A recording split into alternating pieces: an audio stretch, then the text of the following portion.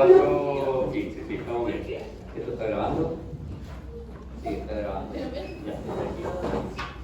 bien, pues bueno, hemos revisado el sangre. ¿Qué revisamos? El sangre revisamos el glóbulo rojo, luego revisamos los leucocitos, granulocitos, luego revisamos los 3 granulocitos.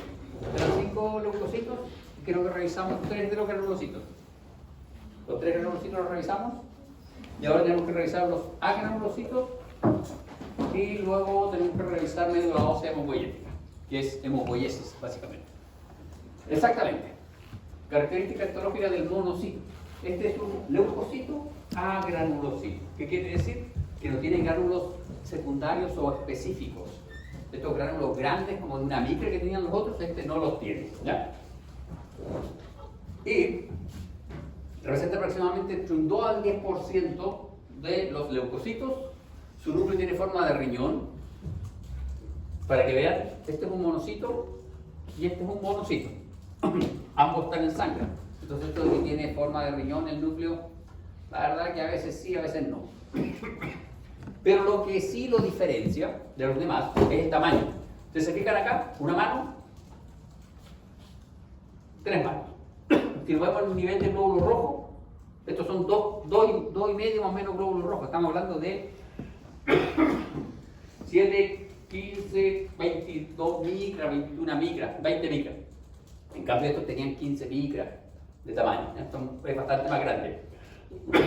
De hecho aquí se puede ver. Aquí se ve que es un poquito más grande, ¿eh? Un cuartito más grande. Esto es una mano, este es un poquito más de una mano. Entonces es más grande que los granulocitos. De hecho, es el leucocito más grande que tenemos en sangre. ¿Ya? Tiene abundante citoplasma y ese citoplasma es de característica basófila. Levemente basófilo, tiene abundante citoplasma, el núcleo es grande, relativamente heterocromatínico y aparente en algunas ocasiones el núcleo aparece como con una escotadura pequeña que le da el aspecto de riñón. De ahí la descripción. Citoplasma contiene gránulos azurófilos dispersos. ¿Por qué? Porque es un leucocito. Todos los leucocitos tienen gránulos azurófilos o primarios. Los granulocitos tienen gránulos secundarios. Eso le da otras características. Este muchacho lo que hace es permanecer en sangre y abandona la sangre cuando hay una injuria en los tejidos o cada cierto tiempo. Y abandona la sangre a través de las vénulas postcapilares, que son los vasos que tienen mayor permeabilidad vascular. ¿Ya? Y a través de esos vasos este monocito pasa a los tejidos conjuntivos y en los tejidos conjuntivos este monocito se transforma en un macrófago. Histiocito le llaman en algunos textos. Histiocito o macrófago. Pasa a los tejidos conjuntivos. Entonces cuando ustedes en algunos textos ven que en los tejidos conjuntivos está descrito un monocito, eso es un error. Sale de la sangre este muchacho y se transforma en macrófago. No puede ser monocito en sangre. ¿Ya? Y cuando pasa a macrófago adquiere un núcleo redondo, relativamente eucromatínico. El citoplasma se hace bastante redondeado también. Y el cambio del citoplasma es que el citoplasma se hace levemente acidófilo. ¿Ya? Entonces cambia bastante. Un cambio bastante fuerte.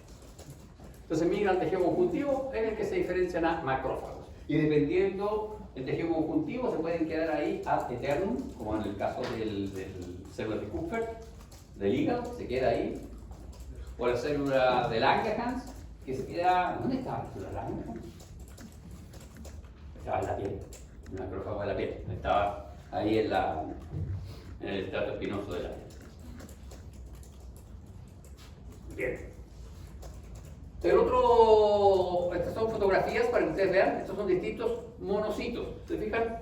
Citoplasma, basófilo, núcleo relativamente heterocromatínico, grande, mucho citoplasma, muy abundante citoplasma, y aquí ustedes lo comparan con este glóbulo rojo. Este glóbulo rojo son 4 dedos, 1, 2, tiene 3 glóbulos rojos, este tiene como 22 micras, 24 micras. ¿Ya? Este es más pequeño, pero siempre lo van a diferenciar porque tiene abundante citoplasma. El núcleo generalmente no es muy redondo, tiene alguna escotadura, alguna forma rara, y es heterocromatínico, o relativamente heterocromatínico, abundante citoplasma. Y es el más grande de los leucocitos. Puede presentar distintas formas, pero se dan cuenta que mientras más grande está más machucado el pobre, Porque como es muy grande, cuando hacen el frotis, se golpea, se daña un poquito. Bien, los linfocitos. Vean. Oiga, en la clase se me olvidó, la escuela semana pasada se olvidó. ¿Este qué es lo que era? ¿Granulocito o agranulocito? Granulocito. ¿Basófilo, eosinófilo o neutrófilo? Eosinófilo. Este es un granulocito eosinófilo. Tiene el núcleo bilobulado y los gránulos son muy grandes y se ven del mismo color que los glóbulos rojos. Granulocito eosinófilo. Vean, linfocito. Este es un linfocito pequeño. Hay linfocitos medianos y linfocitos grandes. Pero vean lo interesante. El núcleo es redondito, muy heterocromatínico y tiene escaso citoplasma basófilo. A diferencia del monocito, núcleo grande, con una escotadura, citoplasma abundante. ¿Ya? Este núcleo pequeño, redondito, puede ser ovoideo. Si es un linfocito grande, el núcleo va a ser ovoideo. Pero siempre el núcleo es muy heterocromatínico y tiene poquito citoplasma, escaso citoplasma. Esos son los linfocitos. Y acá tenemos dos linfocitos. Vean, este es un linfocito mediano, linfocito pequeño. Lo comparamos con los glóbulos rojos, un glóbulo rojo un poquito más. Vean la cantidad de citoplasma, muy poco citoplasma. Y el núcleo es bastante redondito, ¿no? Puede ser ovoideo redondito, pero lo interesante es que el núcleo es de superficie homogénea, no tiene indentaciones, no tiene irregularidades como las que tenía el monocito, ¿no? Y acá está nuestros linfocitos. Los linfocitos, desde el punto de vista funcional, se caracterizan en tres categorías. Los linfocitos B, que representan el 15% de los linfocitos circulantes, los linfocitos T, que son el 80% de los linfocitos circulantes, y las células nulas, que son el 5% de los linfocitos circulantes. Nosotros en un frotis sanguíneo vamos a ver linfocitos. No podemos diferenciar si es B, si es T o si es una célula nula. Para poder diferenciar si es T o B, tenemos que usar marcadores inmunohistoquímicos para proteínas de membrana de estos linfocitos.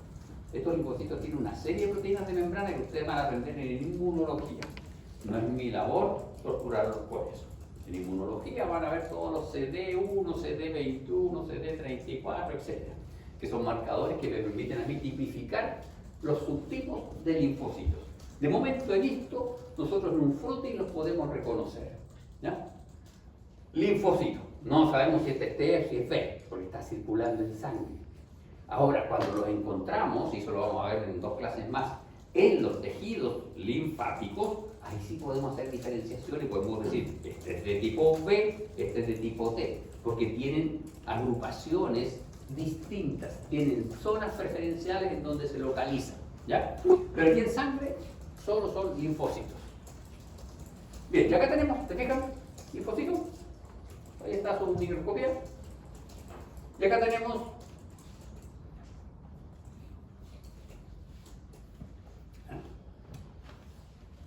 ¿arriba están los linfocitos o el de abajo el linfocito? ¿Cuál es el linfocito? El de arriba. ¿Se fijan? Linfocito pequeño, linfocito mediano, linfocito grande. El núcleo ovoideo, pero es homogéneo su núcleo. Este tiene un poco más de citoplasma. Pero comparen con esta cantidad de citoplasma y este tipo de núcleo. Monocito, monocito, monocito, linfocito, linfocito, linfocito. ¿Ya? Siempre el linfocito tiene menos citoplasma que un monocito, tiene el núcleo ovoideo o redondo, sin indentación en su núcleo, sin indentación. En cambio, el monocito, siempre el núcleo tiene indentaciones. Indentaciones, que está mordido, tiene hendiduras. Bien, veamos entonces los trombocitos o plaquetas. Estos son fragmentos de una célula. Estos no son células, son más pequeñas, pero son fragmentos. Miden de 2 a 4 micras, carecen de núcleo y poseen una región clara periférica que se llama hialómero y una región central más oscura que se llama granulómero. Miren, ¿se fijan? Esta es una plaqueta. Estos son 7 micras. Este mide como 2 micras más o menos. Sí, 2 micras debe ser. 2 micras. Que se fijan, toda la zona interna está más teñida. De hecho, tiene cierta vasofilia. En cambio, la zona externa no está tan teñida. La zona externa o periférica es el hialómero y la zona interna es el granulómero. Es decir, por fuera está el citoesqueleto de esta célula, y en el centro, perdón, de esta célula, de esta estructura, y en el centro de esta estructura están los gránulos.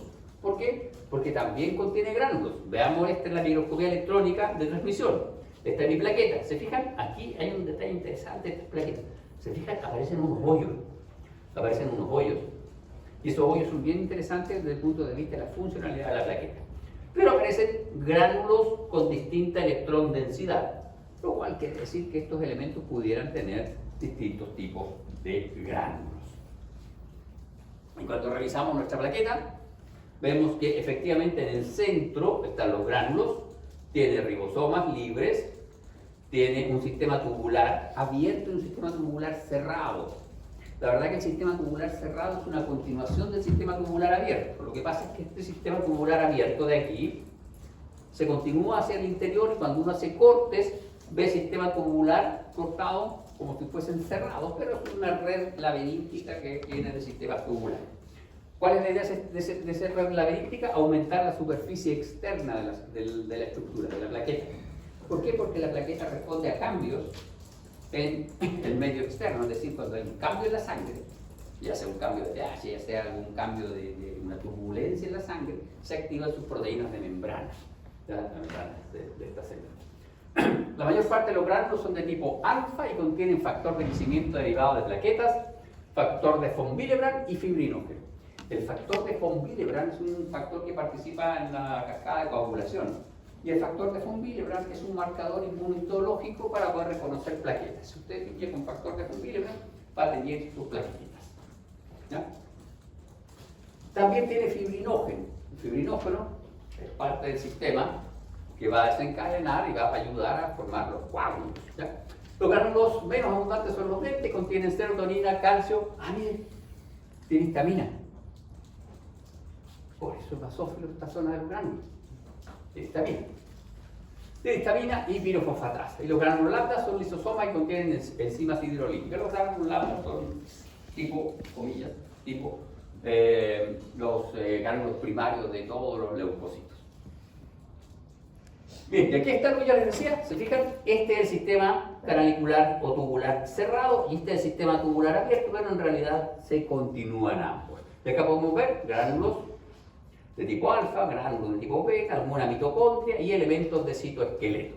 Y lo interesante es que los elementos de citoesqueleto, en particular los microtúbulos, elementos de espina, están dispuestos en la periferia de mi célula, perdón, de mi estructura, llámese plaqueta o trombocito. Bien, esos son los elementos vasculares que nosotros tenemos que revisar. Lo que vamos a ver ahora es dónde se forman estas células.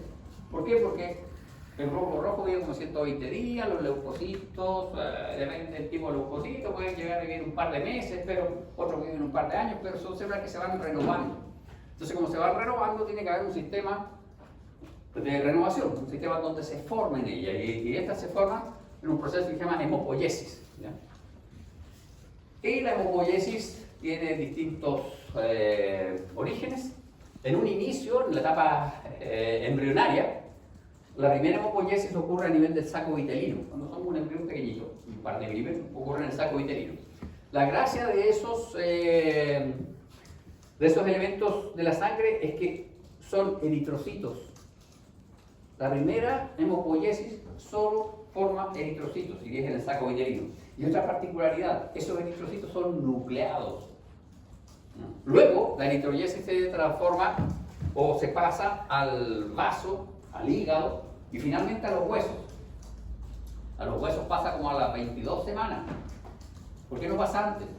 Porque antes de eso no hay huesos. Los huesos empiezan como a la 12ª semana a formar. Entonces,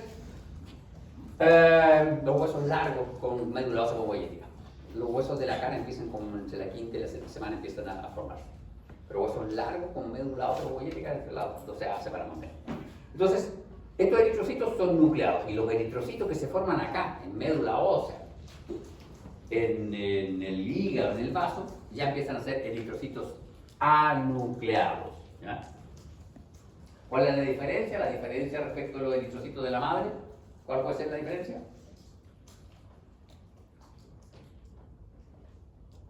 Y yo necesito quitarle algo a alguien.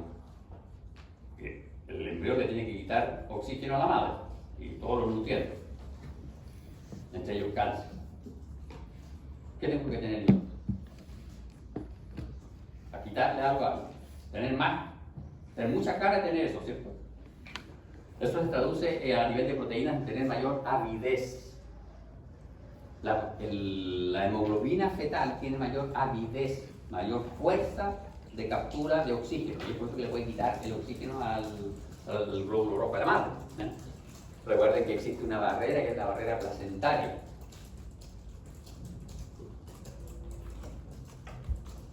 ¿Qué microvellosidades tiene la barrera placentaria? Ya, microvellosidades ramificadas del sitio trofoblasto, tenemos que ir incorporando las cosas. Ya, y acá está, este gráfico muestra precisamente lo que habíamos conversado. Aunque ustedes no lo crean, esto es un hígado fetal, hígado humano fetal. Después cuando veamos digestivo van a ver que el hígado humano es absolutamente distinto de esto, pero esto es un hígado fetal. ¿Cuál es la característica? Esos son los hepatocitos, y todas esas células que están ahí son células hemopoyéticas. Ahí se están formando todas las células de la sangre del feto. ¿Por qué? Porque la hemopoiesis, cuando se traslada al hígado y a la médula ósea, ya empiezan a aparecer no solo glóbulos rojos anucleados, sino que empiezan a aparecer leucocitos. ¿Ya? Ahí ya empiezan a aparecer leucocitos. ¿Se fijan? Saco vitelino, hígado, vaso, médula ósea. Y finalmente se quedan las costillas, el esternón y las vértebras, la médula ósea funcional. La del fémur desaparece, más o menos como a los 20 y tantos años. O sea, ustedes todavía les queda. Después queda como médula ósea amarilla. Pero ojo, no es que desaparezca absolutamente. Que en esa médula ósea amarilla quedan células madres, células troncales, que si uno las activa, pueden volver a producir células sanguíneas. Bien, y acá está. Este es un esquema del estroma, parénquima, estroma de la médula ósea hemopoyética. Esto es una imagen de la médula ósea hemopoyética y uno ve una serie de células que la verdad es muy difícil poder tipificarlas o identificarlas. Es bien difícil. Pero acá uno tiene células madres totipotentes, es decir, células madres que pueden formar todos los elementos vasculares. Células madres multipotentes que pueden formar todos los leucocitos, todos los tipos de leucocitos. Células madres unipotentes que son capaces de formar un solo tipo de leucocito. Por ejemplo, forman solo neutrófilos. ¿Ya? Entonces tenemos todas esas líneas de células que están realizando mitosis y están formando progenie, están formando leucocitos, están formando glóbulos rojos.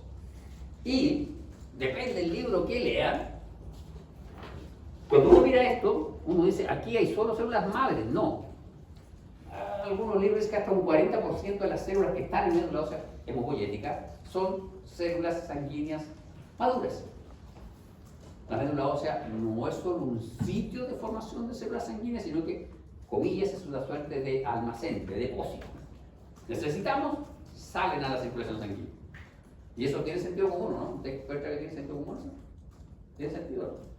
No. Gastar y tener el 40% de las células ahí como células maduras, siendo que estas células se van envejeciendo. Pensemos en el neutrófilo, sigue aumentando su lóbulo. ¿Tiene sentido eso? ¿Tiene sentido?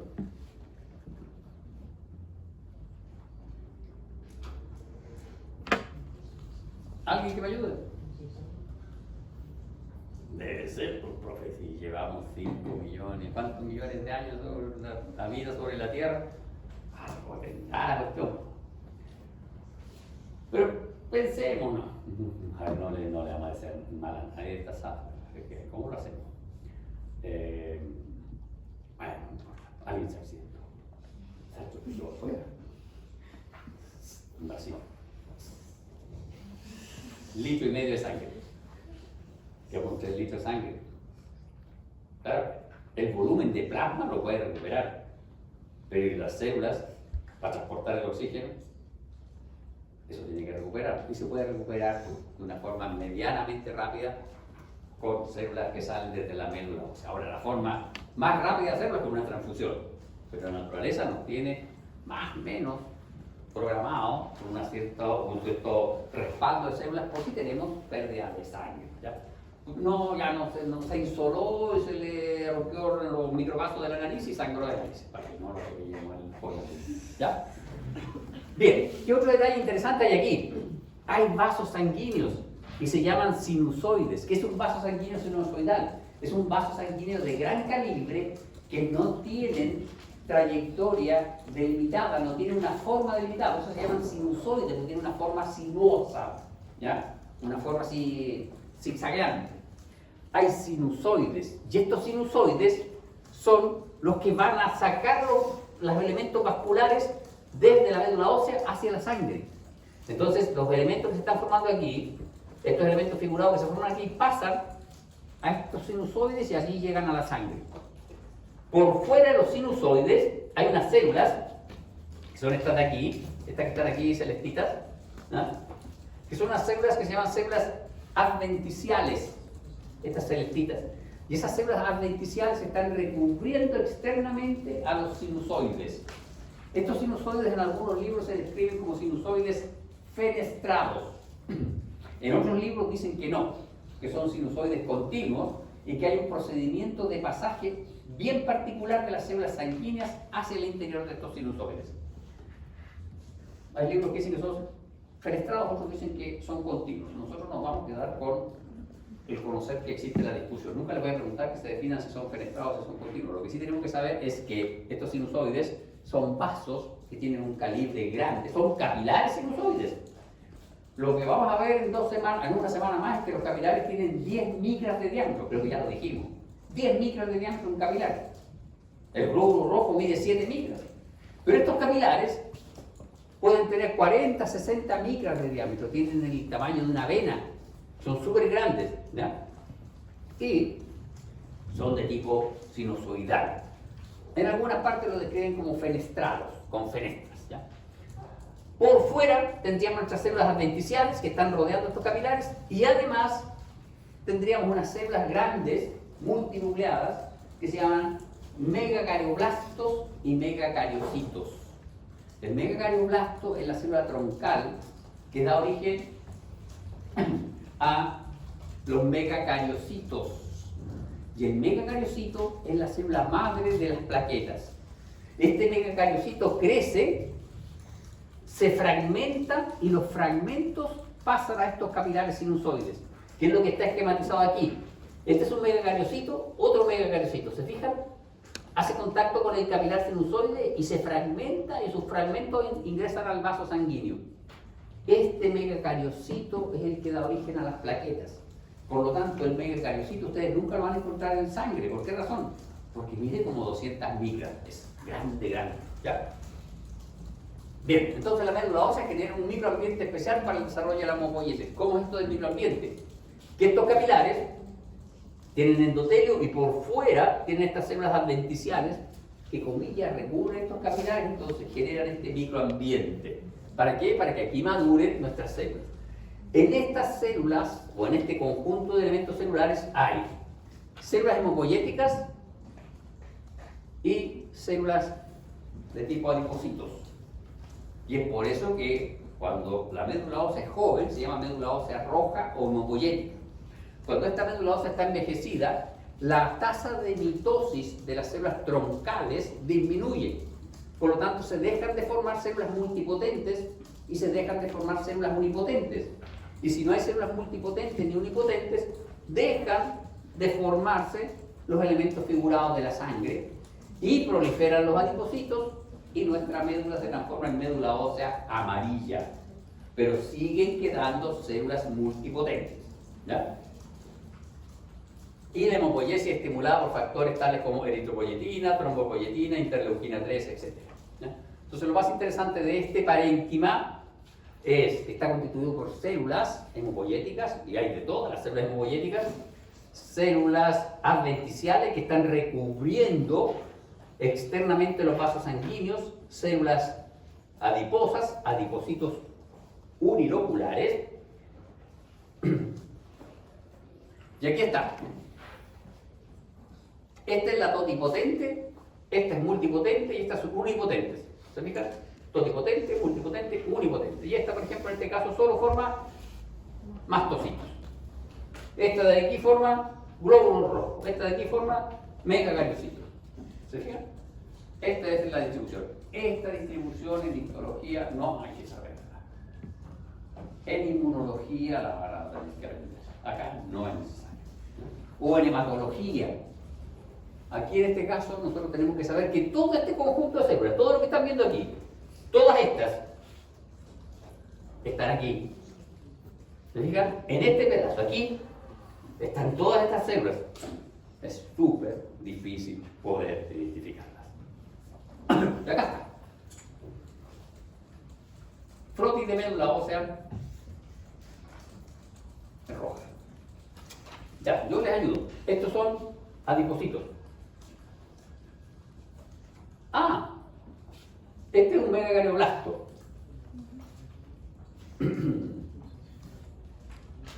Miren, este es un neutrófilo en banda, otro neutrófilo en banda, otro neutrófilo en banda.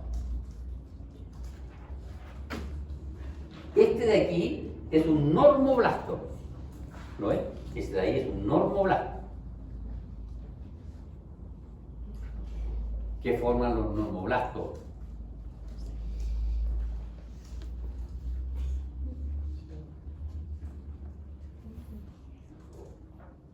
Aquí era origen los normoblastos.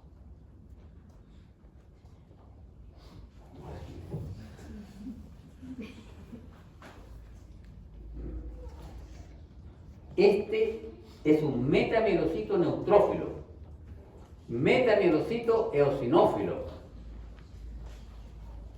En fin, hay muchos. Los otros no los sé identificar. Pero de aquí a fin de año ustedes van a tener que aprender a identificar. A ver, ayúdenme. Usted, estimada, ayúdenme. ¿Qué son estos de aquí? Que mira, representan, si tú haces un recuento acá, así,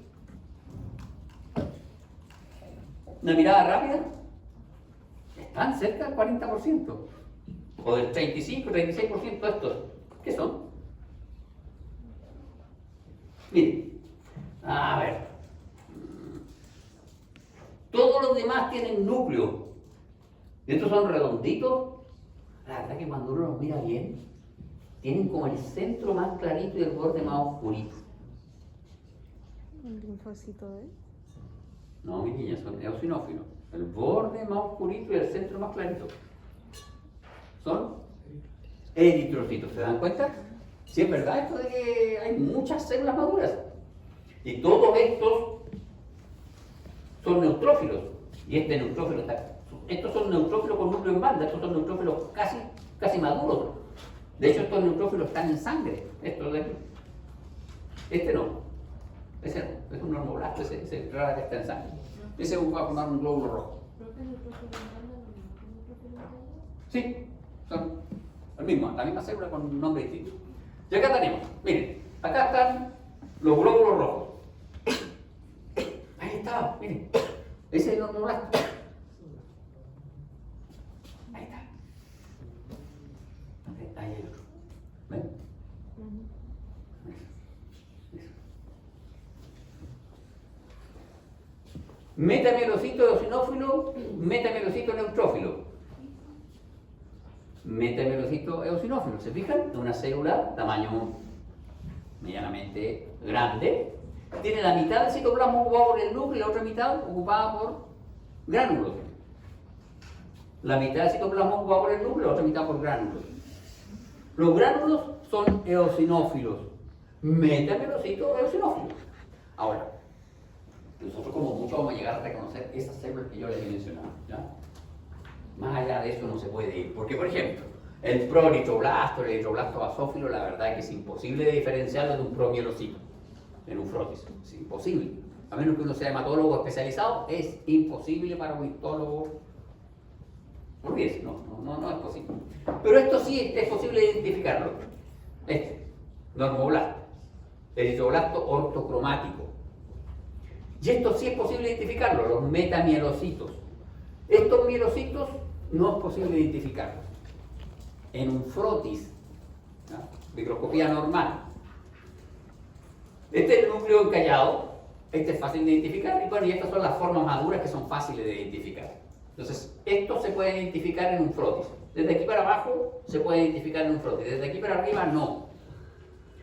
Pero veamos un detalle interesante. ¿Por qué? Aquí hay unas flechas. ¿Qué están indicando esas flechas? Esas flechas están indicando que este se llama mieloblasto. Cuando se transforma en mielocito quiere decir que sintetizó gránulos primarios. Y él es multipotente todavía. ¿Se fijan? Puede originar estos tres. Y es por eso que todos estos tres tienen gránulos primarios. ¿No? ¿La siguen? ¿Sí? Este se llama mieloblasto. Se llama promielocito cuando sintetiza gránulos primarios, gránulos azurófilos. Pero él, a su vez, es capaz de formar a los neutrófilos, a los eosinófilos y a los basófilos. ¿Ya? Y es por eso que estos tres tienen gránulos primarios. ¿Por qué? Porque sintetizan los gránulos primarios y luego hace mitosis y se diferencia y empieza a sintetizar los gránulos secundarios. Entonces, dependiendo del tipo de gránulo secundario que sintetice, forma una nueva familia, ¿ya? Y aquí ya se compromete en un linaje, que es el neutrófilo. Y este todavía puede hacer algunas mitosis, pero no muchas. Y este de aquí ya no hace mitosis. Entonces, este va a dar origen a esta estirpe, este va a dar origen a esta estirpe y este va a dar origen a esta estirpe. Así es como ocurre. Y es por eso que este, pese a que deriva de ese, no tiene gránulos eosinófilos, solo basófilos, porque ya aquí ya está comprometido en un linaje. Este está comprometido en una familia, que es leucocito granulocito.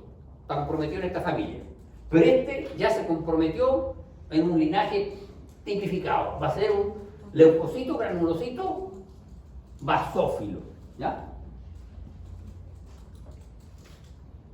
Y acá está lo mismo, pero para nuestro glóbulo rojo.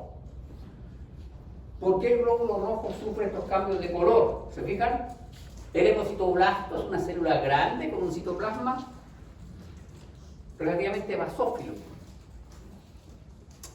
El cloritroblasto tiene un citoplasma más basófilo. El eritroblasto policromatófilo, no sé si siguen ahí, miren, ¿ven ahí? Hay unas manchas eosinófilas, por eso se llama policromatófilo. Y luego tenemos el ortocromático o normoblasto, que tiene un citoplasma que va más hacia la eosinofilia, pero todavía le queda algo de basofilia. Y luego tenemos el reticulocito, que tiene un citoplasma con gránulos basófilos. Y luego tenemos nuestro eritrocito propiamente tal. ¿Alguien me ayuda para entender por qué esta célula que tenía un citoplasma medio basófilo? El citoplasma se hace intensamente basófilo. El citoplasma empieza a adquirir manchas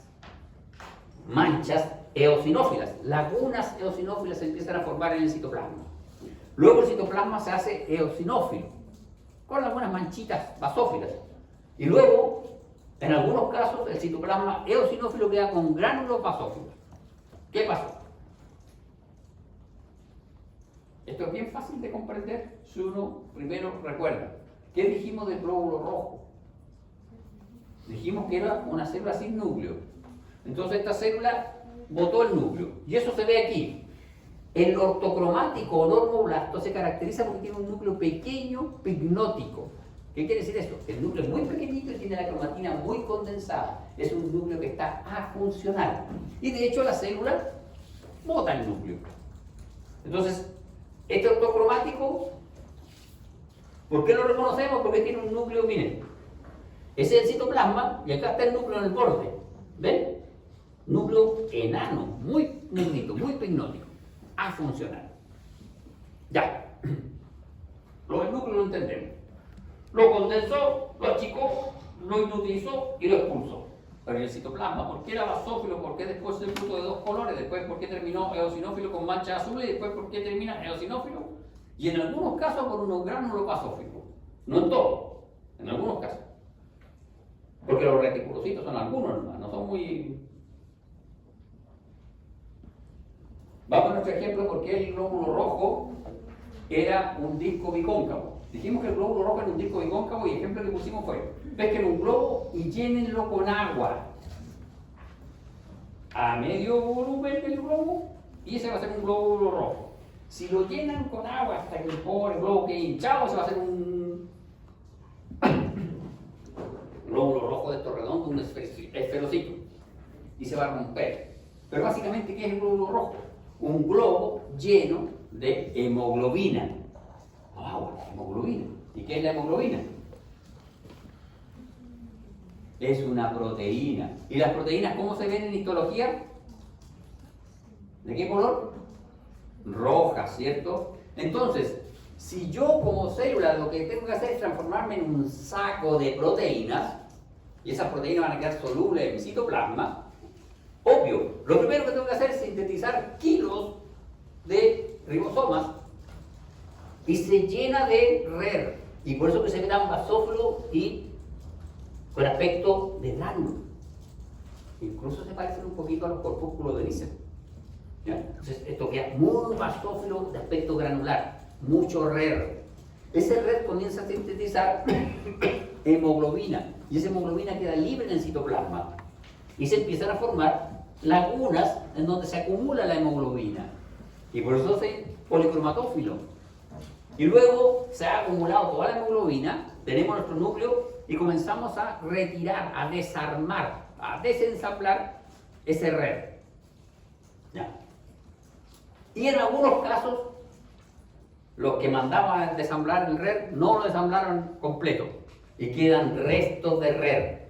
Esto de aquí son restos de retículo endoplasmático rugoso, no son restos del núcleo, porque el núcleo se condensó y se expulsa entero. ¿Ya? Porque mucha gente dice, no, esto es un pedazo del núcleo. No, el núcleo se compacta y se expulsa entero. Esto de aquí son restos de RER. ¿Por qué? Porque esta era una máquina llena de RER para poder transformarse en una máquina llena de hemoglobina. Entonces, por eso que uno ve esta metamorfosis, este cambio de tinción del citoplasma, de un citoplasma basófilo granular a un citoplasma eosinófilo. Tenemos que reemplazar todo ese RER por hemoglobina, porque la idea es estar lleno de hemoglobina para poder transportar oxígeno. ¿No? Y acá está nuestro reticulocito, ¿se fijan? Glóbulo rojo normal. Y acá hay unos glóbulos rojos que se les quedan algunas organelas ahí a los pobrecitos, pero es normal que sean así. Y como no tienen mucha organela, tienen un tiempo de vida limitado, tienen fecha de caducidad, de más o menos 120 días. Y acá están las granulopoiesis, mieloblasto, promielocito. ¿Por qué se caracterizaba el promielocito? ¿Qué sintetizaba? ¿Qué ve de diferencia en este citoplasma? Gránulos. El promielocito tiene gránulos primarios. Este todavía puede formar varias líneas. El mielocito ya está comprometido. Y este tiene gránulos basófilos. Entonces va a ser un mielocito basófilo. ¿Ya? Y a la etapa de metamielocito ya no hacen mitosis. ¿Y por qué no hacen mitosis? ¿Por qué no hacen mitosis ya aquí?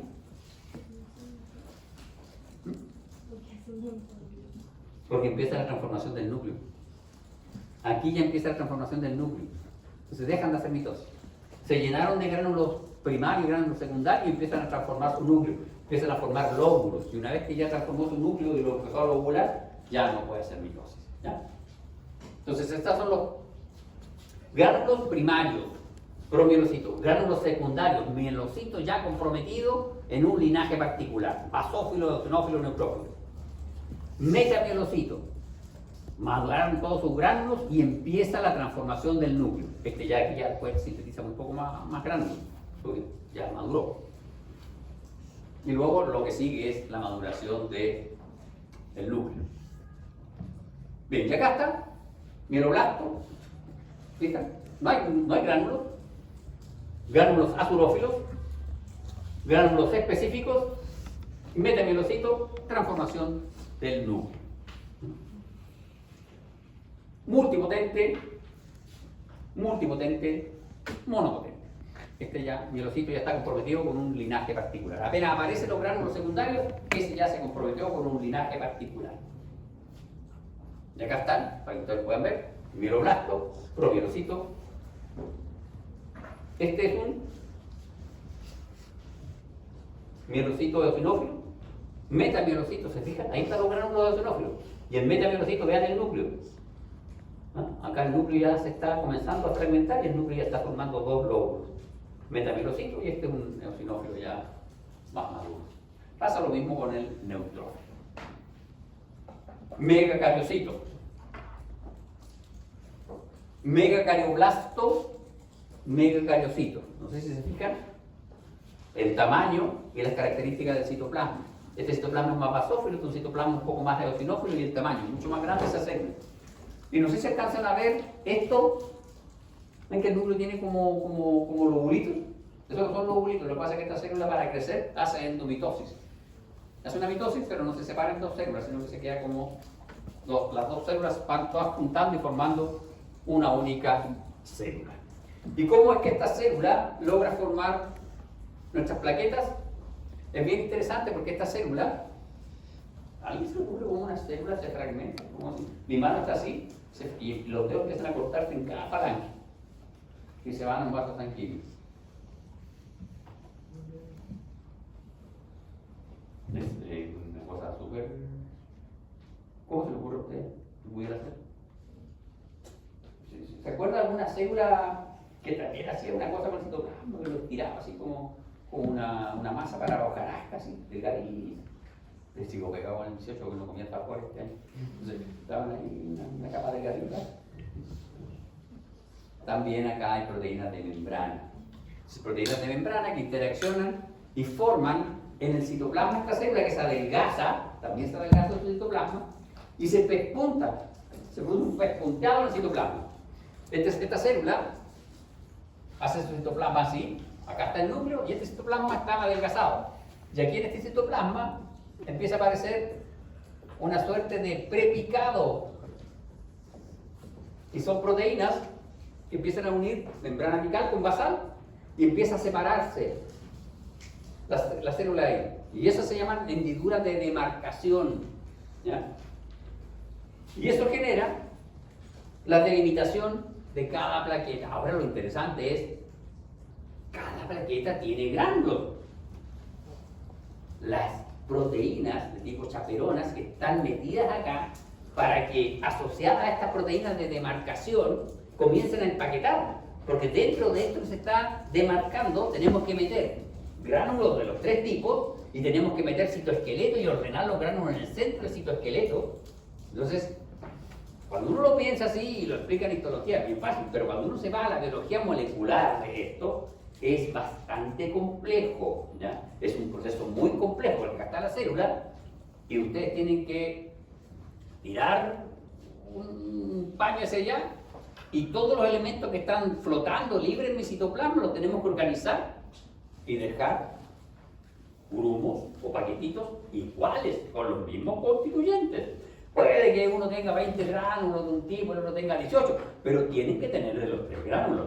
Entonces, a nivel molecular, este proceso es muy, muy interesante.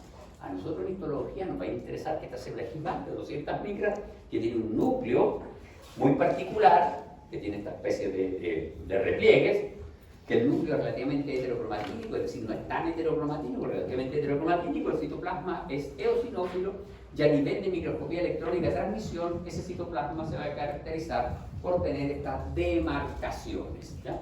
Estas hendiduras de demarcación. Y aquí están, miren que se ven bonitas. Aquí está mi célula y está en microscopía electrónica, miren, ahí están, ¿ven? Ahí están, es como el prepicado de la hoja de tus cuadernos. Ese prepicado que uno tira la hoja, y aquí usted tira esa hoja y sale esa... Y ahí está el vaso sanguíneo. Ahí está el vaso sanguíneo y aquí está el prepicado, ¿ves? Hendiduras de demarcación. Y ahí están. Y ahí están todos los organelos. Entonces, es, desde el punto de vista molecular, esto impresionante. Esta maquinaria de formar plaquetas. Y aquí vemos un par de células.